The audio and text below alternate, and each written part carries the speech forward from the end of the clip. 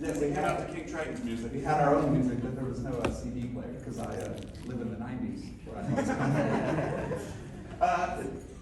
Well, we have a whole lot to talk about because... It was between me and Pat Sajak, so I think you chose wisely. I actually asked, but apparently he had something this morning. You know, there was also a panel on theme park actors, and apparently my invitation was lost in the mail. That was yesterday. You didn't see Joel. No. But I must say you crush it in your current role.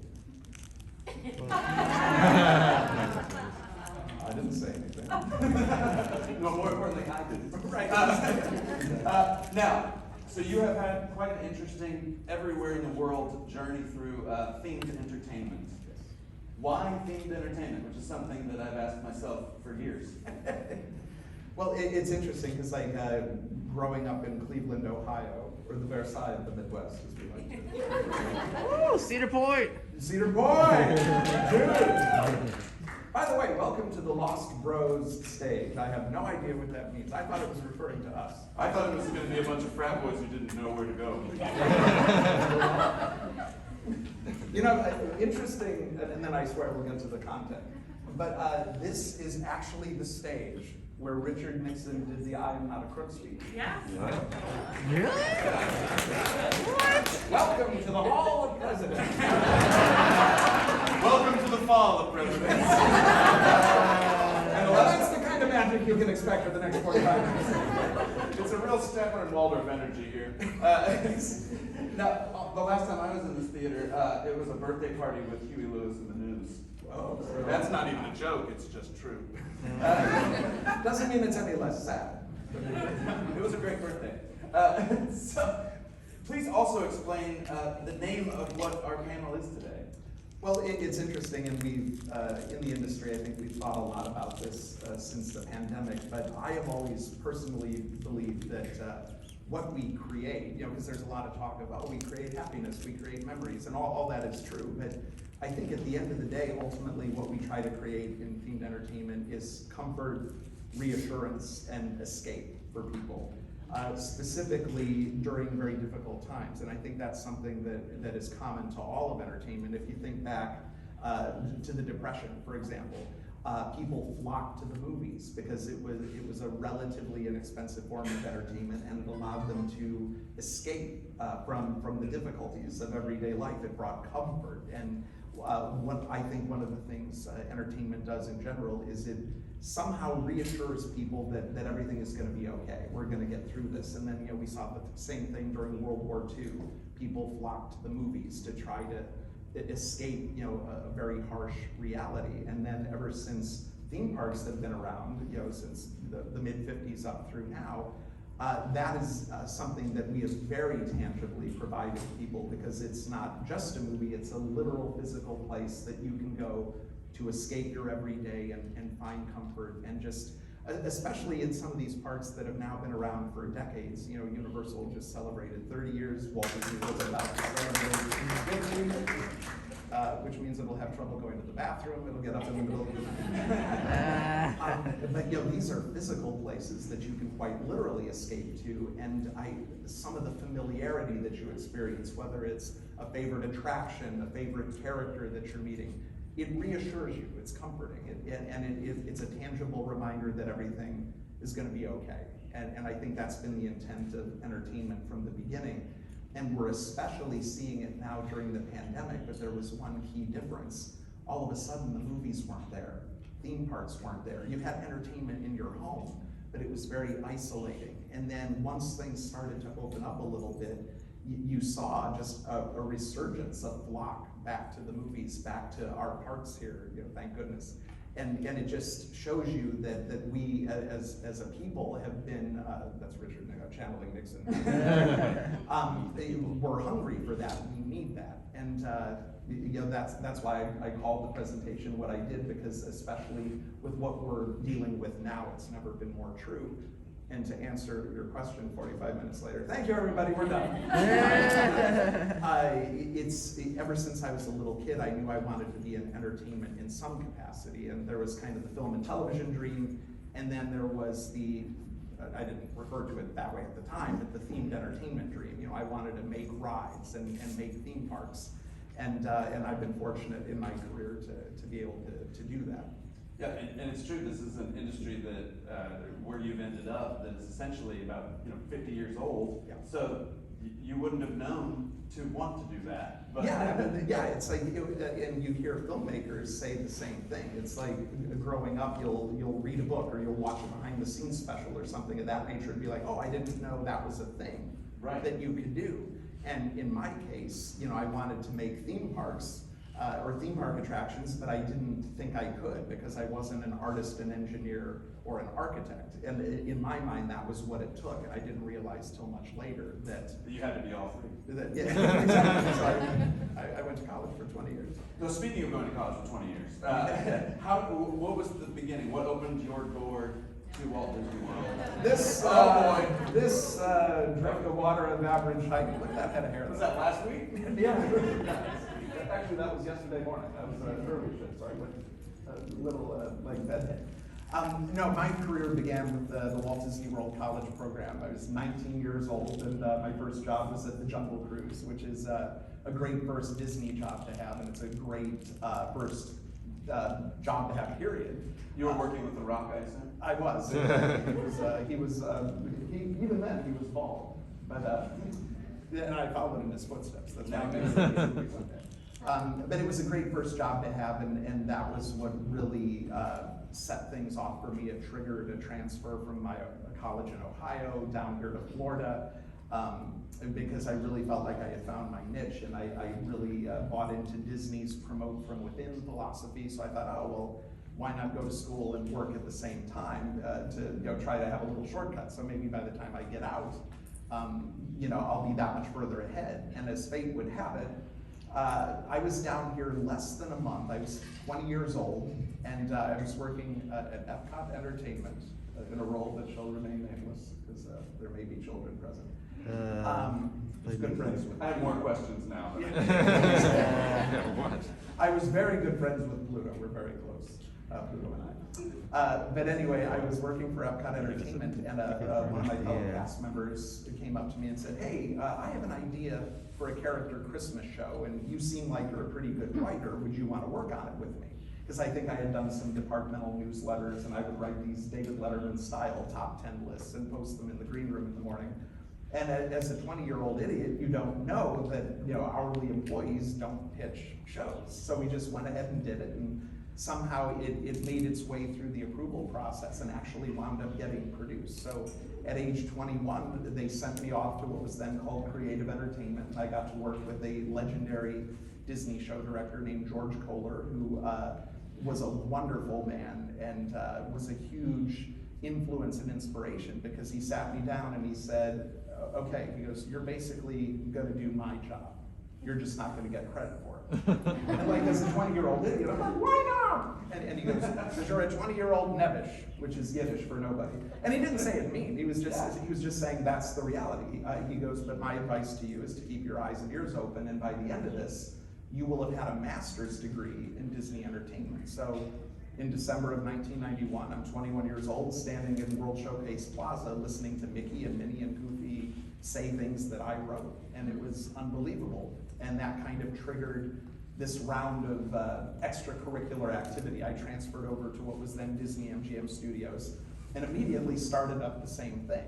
Like, oh, what if we did this? What if we did that? And one of them, this is a little embarrassing to admit now, but in 1992, Touchstone Pictures made a string of comedies.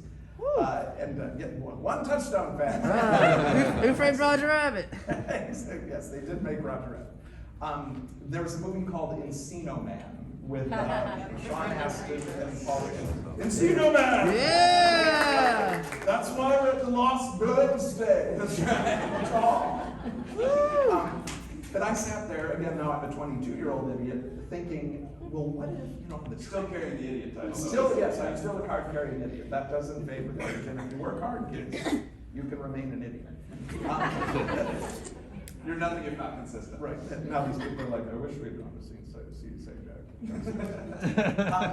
So I went to our management and I said, well, what if, when the trams go down Residential Street, we have the Sean Astin character, the caveman character, and some cave girls spill out of the house and dance to I'm Too Sexy. Woo! And they're like, all right. And they're like, well, Which is not a normal corporate response. no, it's not at all. Today I would be shown the door and asked to leave. I'd be canceled.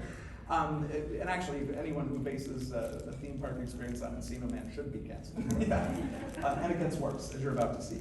But they said it does involve an attraction, so you're going to have to go talk to Imagineering. And I was like, oh my gosh, imagine that's what I want to do. That's why I moved down here.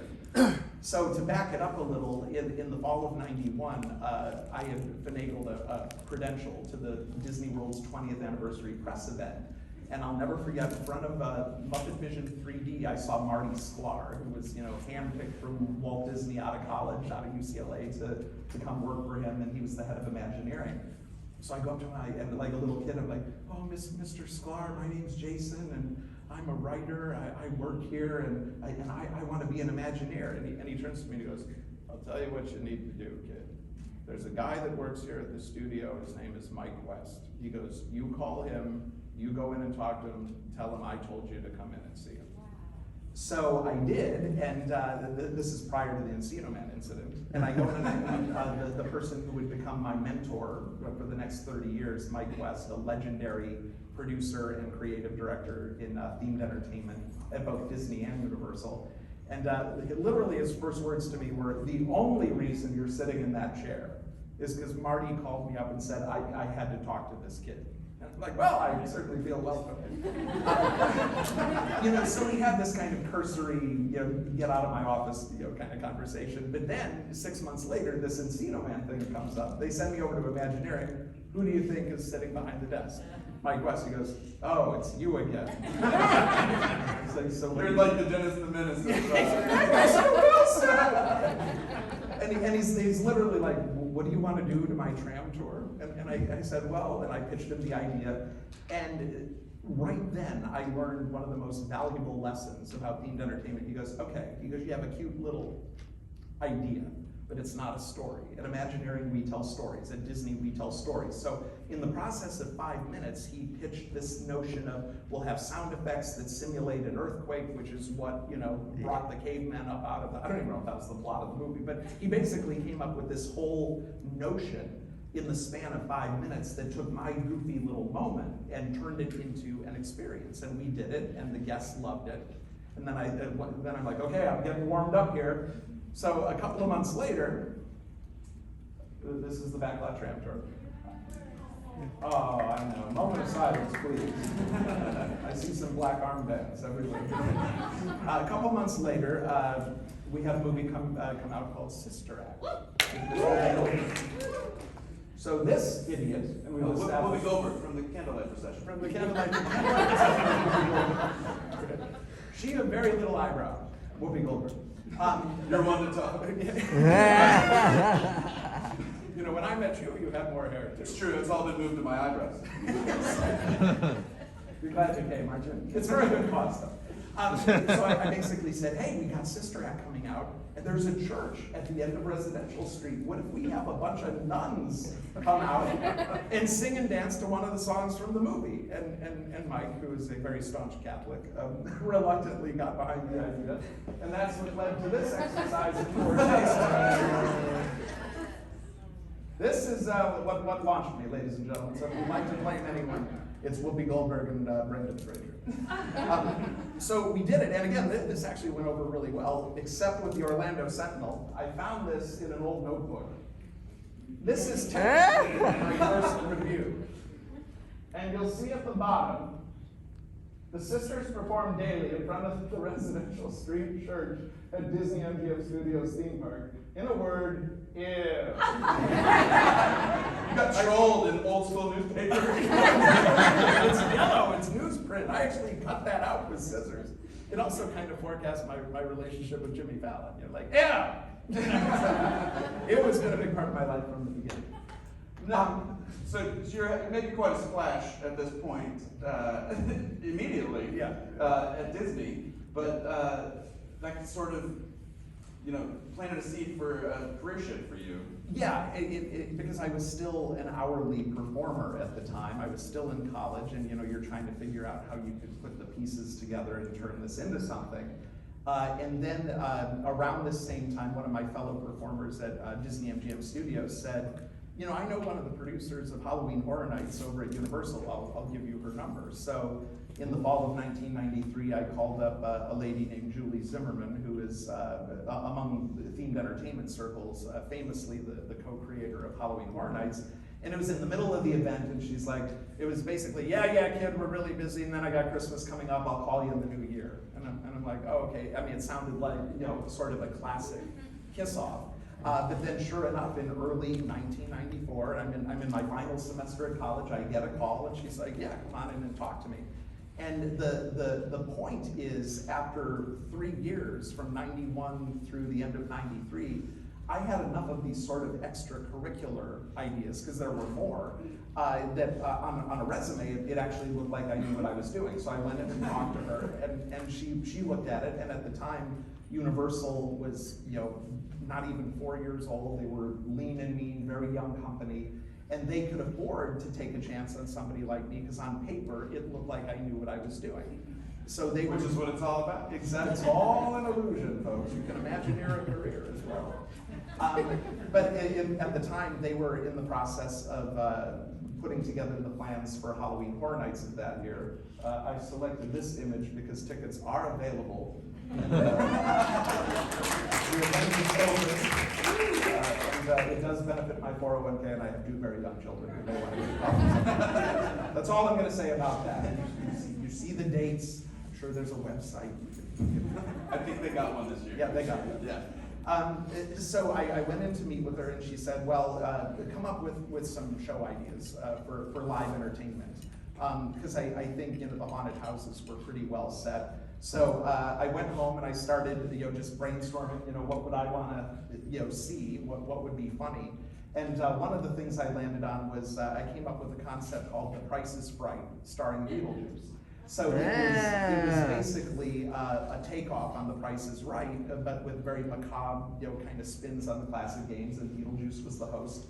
And I had a couple of other ideas that they liked as well. And so I go in and I pitch them. She goes, great, kid, we're doing it. And I'm just like, oh my gosh, because I'm still not out of college. And now it's like I'm getting paid to write. So this was a huge milestone for me. And then at the end of that meeting, she said, okay, great, kid, now let's see what you can do with Bill and Ted. And for me at the time, one Bill and Ted fan, thank you. Be excellent. Excellent! But this was a big deal because for those of you who may not know or have been to Halloween Horror Nights, one of the mainstays for many, many years was Bill and Ted's Excellent Halloween Adventure.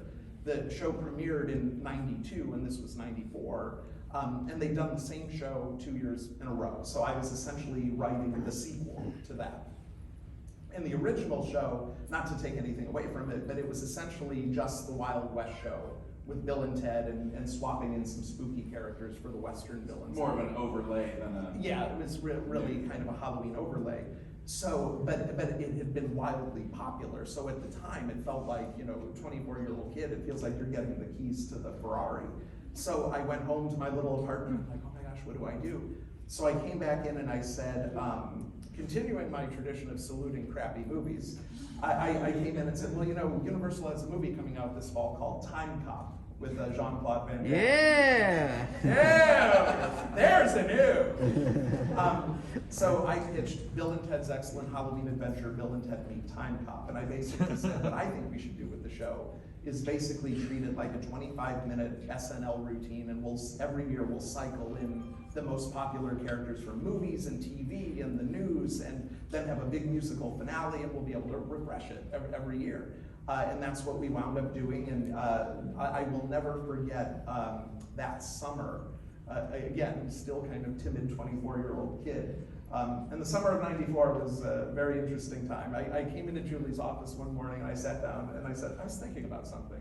She goes, yeah. I go, do you think in the middle of the show, we could sound some police sirens and have a white Bronco come Oh, out God. and take us? Oh. Good night, everybody. In a word, you.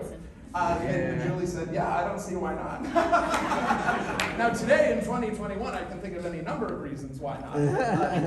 The point being, like that, I'll never forget the employee preview night. It just brought down the house. And again, you have to picture a 24-year-old kid who by that point had just graduated college. And I've got these entertainment executives coming up to me going, do you know what you've done? And I'm like, no, I get a little freelance money, but it really changed my life in many ways, and then that was what sort of set me off on a 5-year journey with Universal Entertainment. Really got involved with Halloween Horror Nights. Bill and Ted was a huge part of my life, and again, for a young kid, it was a big success for me. Yeah. And it was like getting shoved into the deep end of the pool really early. These are some of our cast pictures, but every year the show got bigger and better and more popular, and that was the template, I think, for what the show would become for the next almost 25 years. Well, and sort of you've created in that moment, and with the extracurricular activities, as you put it, you Final sort of frontier. ran for you. Yeah. And you mentioned, bringing the Bronco in.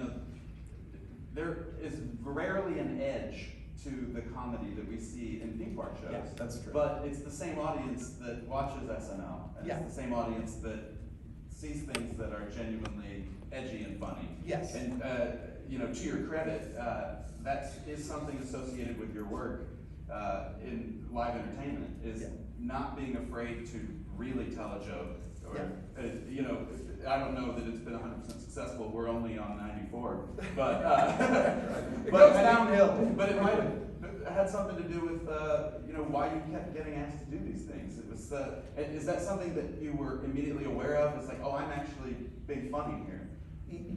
Yes, and as someone who didn't necessarily go into the business thinking that was a big deal. And I can't tell you what it's like, because I've been privileged to work on some pretty big things later, but there was nothing like sitting in a 2,500 seat arena and hear people roar at something that you thought of and that you created with these wonderful actors. Because I'm sure a lot of you know this and appreciate this, but Orlando has an incredibly rich pool of talent, of actors and musicians and stunt people and dancers, and things like this are a showcase for that talent. Absolutely, and that that is known within the acting community as well. That when you, for like you said, 25 years, Bill and Ted was one of the places that those actors felt that they could actually show what they could do more so than maybe in some of their roles that they do every day. So I think that may have had something to do with why you kept doing it. Yeah, and it was an honor to work with all of those folks and people like you, and because I'm try to be very collaborative, especially in live entertainment. So the actors knew this was a safe space to collaborate and pitch jokes, and if it was funny, it went into the show. Yeah, and that was really what made it what it was.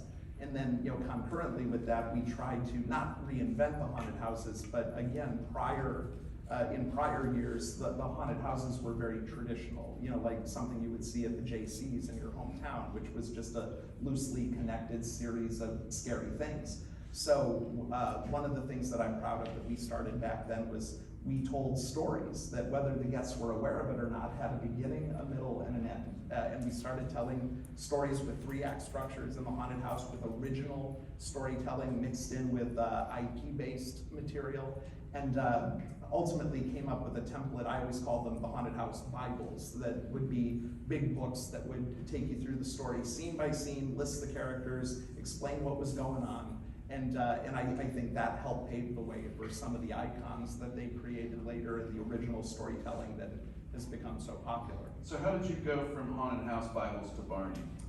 Well, this was the scariest haunted house I've ever been involved in. I didn't even know that was next, so that worked out pretty great. It's terrifying. I was scared. Maybe the scariest character you've worked with. You know what, though? He loves you. So think about that next time you want to get saucy. You know, About the barn? about the barning. I will say this though, again, that this was a project from what was then called Planning and Development. It's now known as Universal Creative, but back in the 90s it had the very sexy name of Planning and Development. So they had made a deal with the creator of Barney to feature him in the park, because they were really looking for things to appeal to a younger segment of the audience. And they asked me to write it, because I was the only one nearby and on property. You make it sound like everybody was out of the office. Every day you got one of these. Right, I'm here, I'll do it.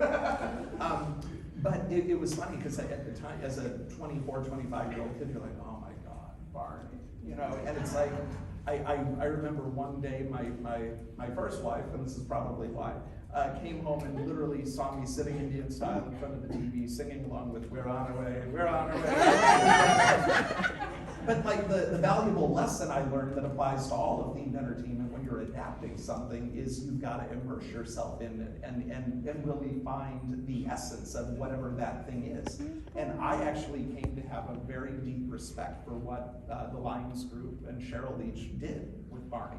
And so it was really a formative experience for me, and it only just closed last year, so it had like a 25-year run, and as somebody who had kids later in life, I got to take my son Jake and my daughter Zoe, they're 7 and 3, to this show before it closed. And you want to talk about a mind blower, just sitting in a theater where one moment I'm having flashbacks to when I wrote a particular line or thought of dropping in a particular song, and then looking down at my own kids, completely captivated by it, singing and dancing along, and it was really an incredible experience. Yeah, especially because you were a kid when you wrote it. Yeah, You know, yeah. essentially. You didn't even know.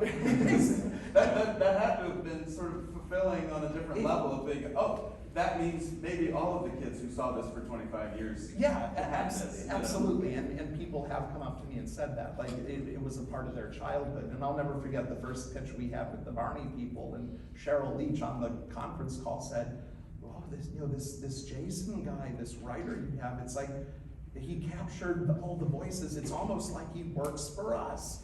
And again, as a cool Bill and Ted 25-year-old, I'm kind of like, thank you. But it was a valuable lesson, because we do largely, especially today, work in a business of adaptation where we bring these things to life. And then it was experiences like that that led to Islands of Adventure, which was in development at the time. Right, and not only that, but it also involved sort of a branch just not from live entertainment exclusively, but getting into more rides and Yeah, absolutely. How was that transition? I'm assuming someone went, we need someone, and you were the only one around if we're having consistency, but how did that happen? It was a lot like that. I figured. Because as you the- win a raffle? Get really good at bingo, kids, because that's how you can have a career. I had been working on developing the live entertainment program for Islands of Adventure when when the main writer for the whole project said, well, have you ever thought about working on rides? And I was kind of like, are you kidding? That's why I got into this. I fell into the entertainment thing, but I've always wanted to do rides. And he goes, okay, well now you're the show writer for Jurassic Park. For Islands of Adventure, it's like, just the back of my skull blew out. Because again, it is like stumbling into these things. And so I got to write the script for the River Adventure. It was an adaptation of the one in California, but I still got to contribute to a new and a more fully realized story, and I got to write a whole new pre-show video that treated Jurassic Park like it's a real theme park. I even slipped in a Disney joke. The narrator at one point says, but in the words of our founder, John Hammond, I only hope that we never lose sight of one thing, that it was all started by a mosquito. A couple of weeks ago with my kid, Jake wrote it for the first time, and it's still in there, and I'm like, yes! 1998! Holds up. So, if your hand is, the key. I wrote that splash. You wrote that splash. You make weather happen. Exactly. I said again, there should be a big splash. Well, what's the pressure like, just on a human level? I mean, we're talking career, but I'm just thinking, how would I react to getting this order? Like, oh, here's Jurassic Park, you're the writer of it, don't screw it up. Yeah, it's almost an out-of-body experience, because if you grow up with this stuff, and I grew up with Disney and Lucas and Spielberg, and now you're being handed something that you know one of those people is going to see and approve, and it is. You take it seriously, and it's a big thing. And Jurassic was huge for me because it was that ticket experience that kind of pushed me over the edge and made me qualified to come back to Disney as an Imagineer, which is what wound up happening. There was a job opening for a writer, and I applied for it. So I go in for the interview, and who's sitting behind the desk? Mike West. And he looks at me and goes, "You again." And then he looks down at my resume, and I forgot that he had said this to me earlier. He goes, "I'll be damned." He goes, 5 years ago, I told you you need to go out and get more experience, and that's exactly what you've done. And he's like, "Welcome home." You know, so that was how I got a job as a show writer at Imagineering, you know, almost 5 years to the month, you know, after I had left to go work for Universal. It actually makes sense. You know, it's so fun. Accidentally. Now that you've done all this, it's like, yeah, okay, these steps make sense. But so you become an Imagineer after all these years, and I've done some work with you in that capacity as well. But like for this room, you imagine that they say, okay, and then they open a secret door, and there are just like things bubbling and people inventing stuff. And what is it like to become an Imagineer? It's interesting because it's everything you want it to be and nothing like you thought it would be all at the same time. Because you go in and it's like, and it's you know, just like Universal, it's an office with computers, and it's like there are no robes. You don't put on the hat or anything like. So and I got shoved into the deep end early. You know, on my first day of work, they're like, "Okay, we need this. Go do it." And I'm like, "Don't we have training? Or shouldn't I be in a swamp with a little green guy on my back?"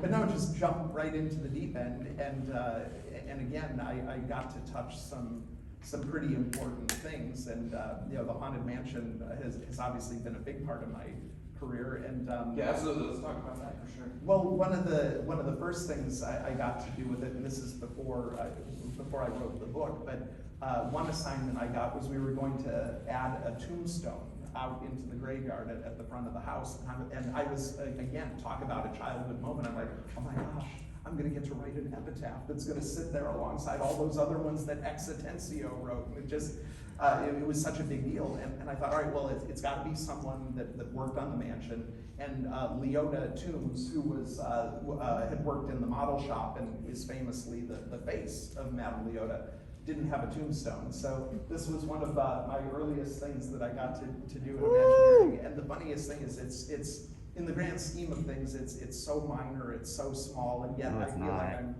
as proud or more proud of this than anything else I've done, because it sits there alongside the epitaphs that X wrote. I mean, that's how you, in your field, that is how you have a legacy. You know, it's the line from the Barney Show, and it's the tombstone in front of the Haunted Mansion. Yeah, you know, and it's really, it's meaningful to me. And then a few years after that, I got to work on the enhancement that we did here in Florida, and you know, here was a chance to actually contribute a scene.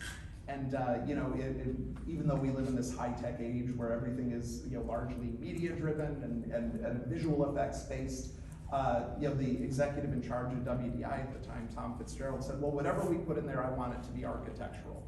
I want it to fit in with what's already there and really feel like an organic part of the experience. And that's how we came up with the endless staircase scene, and a couple other things that I threw in that still mean something to me to this day are like, well, what if we heard the stretch room stretch for the first time?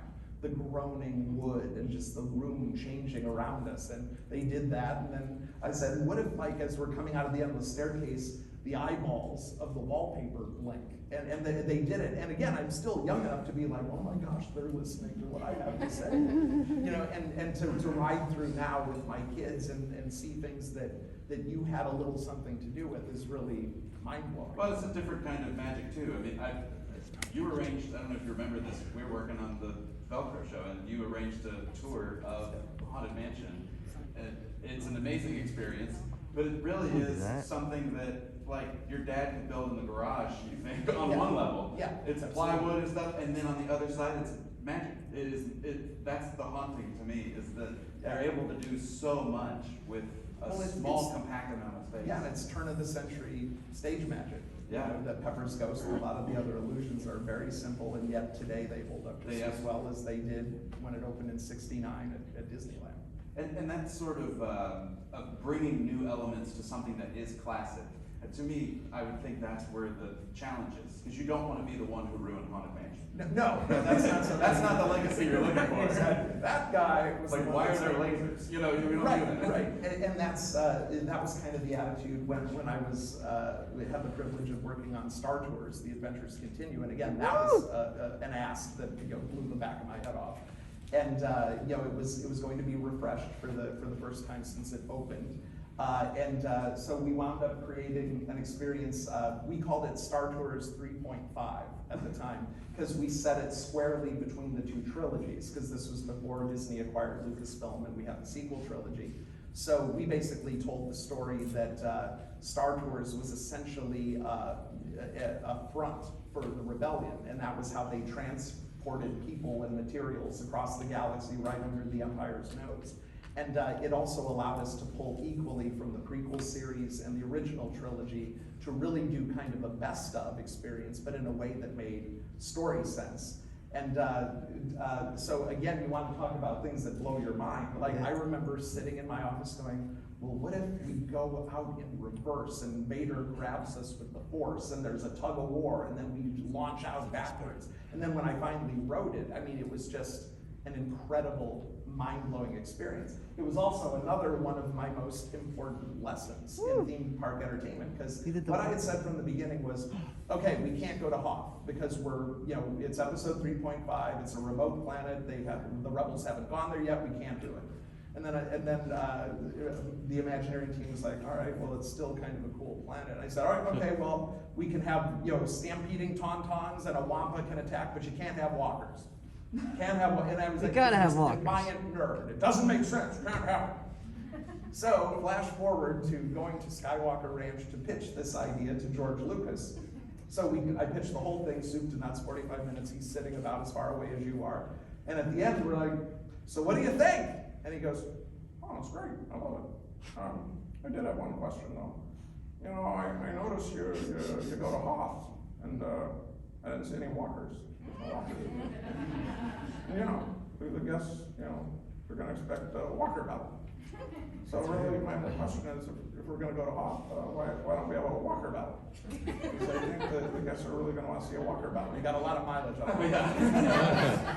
So the executive in charge threw me right under the bus, right in front of me. And he goes, well, the reason there's no walker battle is because some people on the team felt that didn't make sense, given the time and place the story takes place.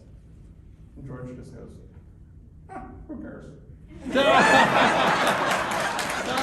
you for bringing walkers. Because I am famous for poor judgment, if nothing else. I took the perfect pause, so saying, who cares? Who cares? Well, I thought you did. And then there was like a pause where I thought, well, that's the end. That's the end of my job. And then he just goes, and he started laughing, and then everyone else starts laughing, and my job was set. That's how it goes. And then later I did get to spend a year of my life working on Star Wars Land, what became Galaxy's Edge. Thank you. So I'm assuming that was a little bit different than dealing with the Barney folks. Exactly, yes. George Lucas, Cheryl Leach, it was extremely different. And then another thing that I got to work on that was a big thing for us here in Florida was New Fantasyland.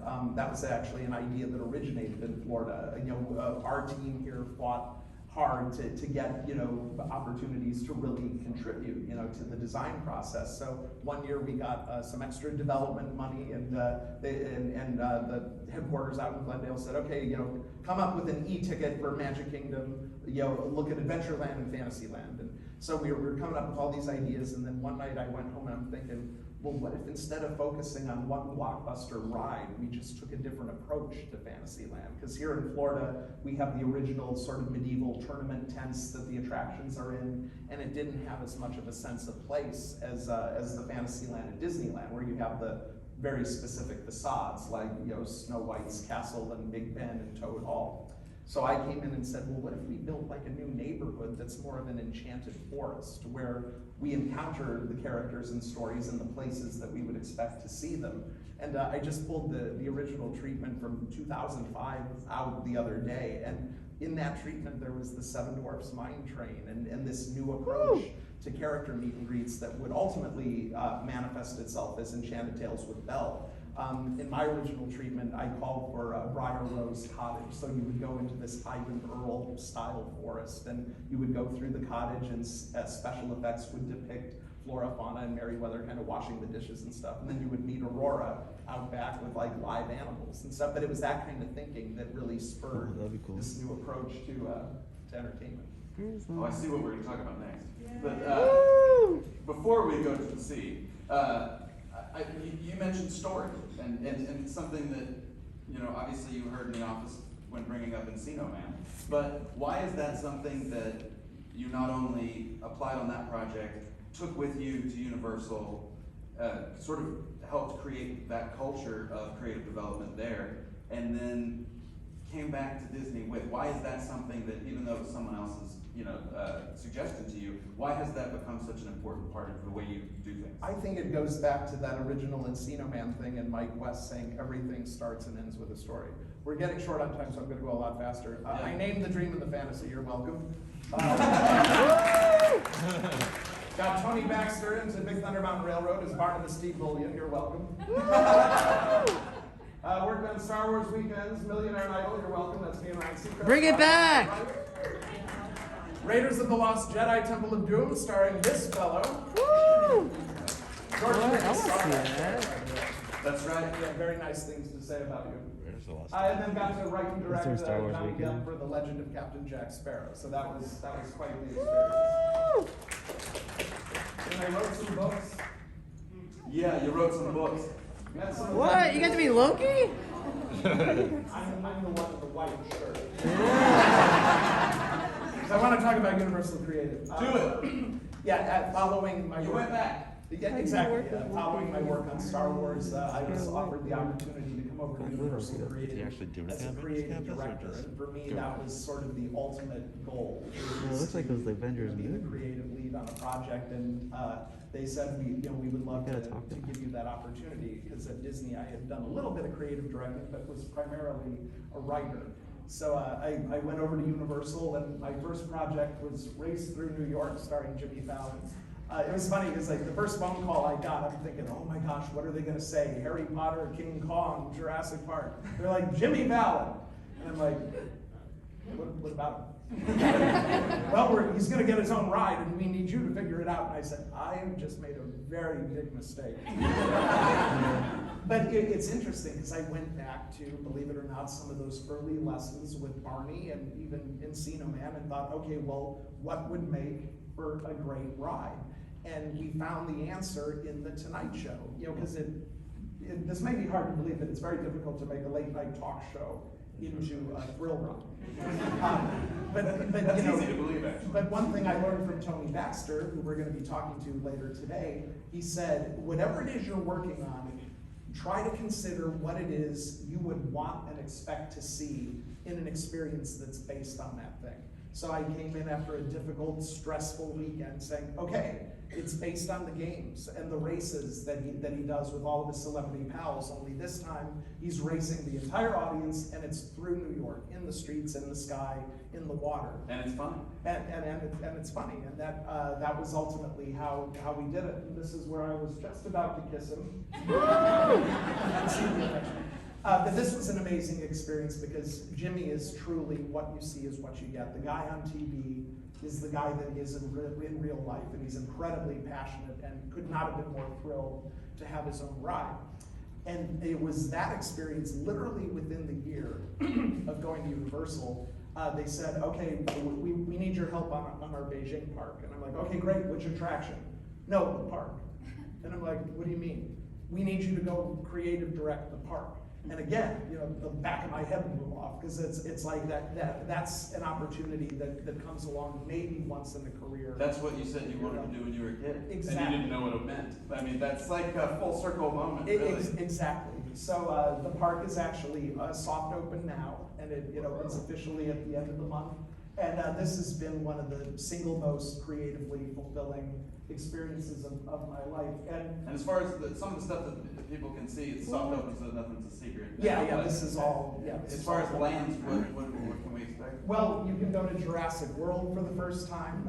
We obviously made the shift from Jurassic Park to Jurassic World. Down in the lower left-hand corner, that's Transformers Metro Base, which is set in the world of Transformers, and it's incredibly exciting. Kung Fu Panda brings the lush animated world of Kung Fu Panda to life, and it's all inside, so there's lighting control, and it's just an incredibly magical environment. And indoor land in itself is pretty. Yeah, absolutely. The whole land is inside. And then we have the first Minion land, along with Hollywood and, of course, the Wizarding World of Harry Potter.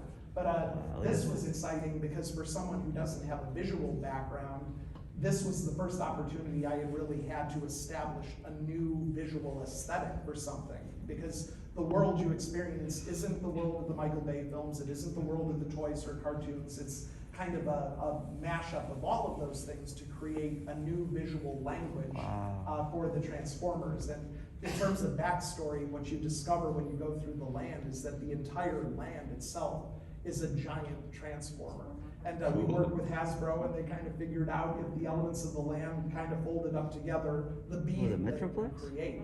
And we made it a direct sequel to one of the films in which China is actually the scene of a giant war between the Autobots and the Decepticons. And this base was established after that to kind of protect the region. So again, partnering with Hasbro to extend that storytelling was incredible.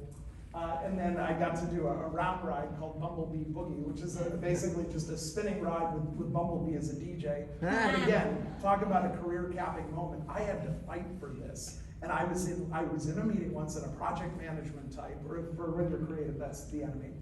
She was sitting there and she goes, I don't get it. I don't like bumblebees.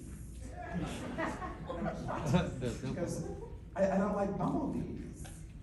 And I go, does she mean the insect? Oh, jeez. She thought this was a bee movie land. Exactly. And and she goes, I just don't like bumblebees.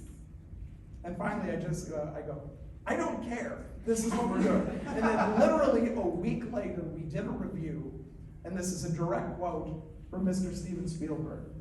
Whoever decided to make Bumblebee a DJ is a genius.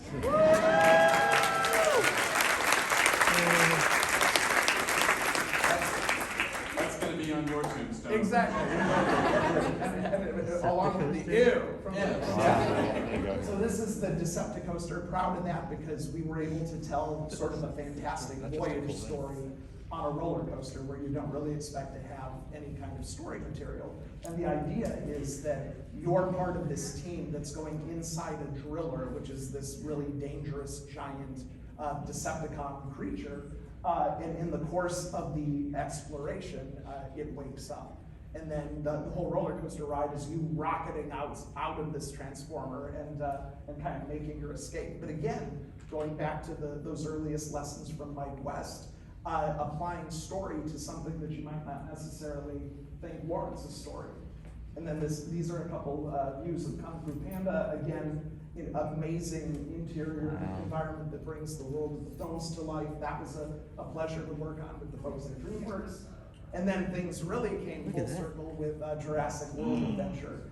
Going from the early part of my career when I rode the boat ride to the first time that you're actually in a vehicle encountering these dinosaurs sort of face to face. And I knew from the very beginning, I said, whatever we do, at the end, I want to take people right between Indominus Rex and T-Rex as they have that final battle from the 2015 film. And this has already made its way onto the internet, and people are saying, oh my God, it's terrifying. And I'm like, yes! Because that was the goal. You know, we wanted to scare people and put you in the middle of the action. And this attraction, I think, is one of the things that I'm most proud of. And they feature the most incredibly lifelike dinosaurs ever created. We partnered with Creature Technologies out of Australia. They actually did Walking with Dinosaurs. They did King Kong on Broadway. They built our King Kong over at Skull Island. These things you would swear are the real thing. And we actually have a moment in the ride where Indominus chases the vehicle for a full 10 seconds.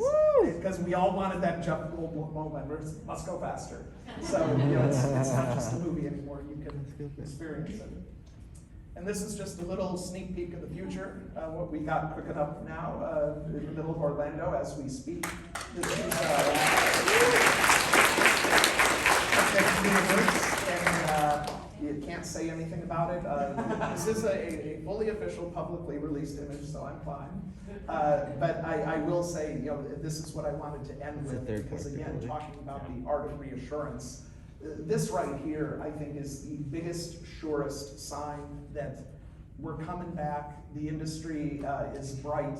The future is bright for all of us. You can see the crowds back at the parks now, and the fact that Epic is back on track is, I think, the surest indicator yet that this is what people want. This is what you guys want, what the fans want. New places to escape to.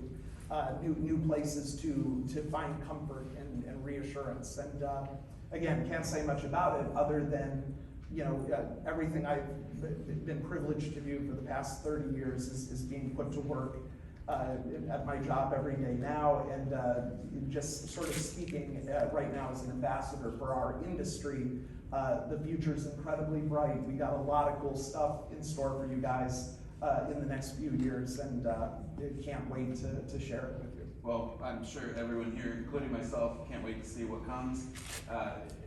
These stories, you never quit, and so I assume you're going to keep going. My wife would agree with you. Yes. He doesn't Speaking stop. of which, She's been sitting here the whole time going, like, pointing at the watch. right, and I'm like, we're not at the dinner table, let me talk.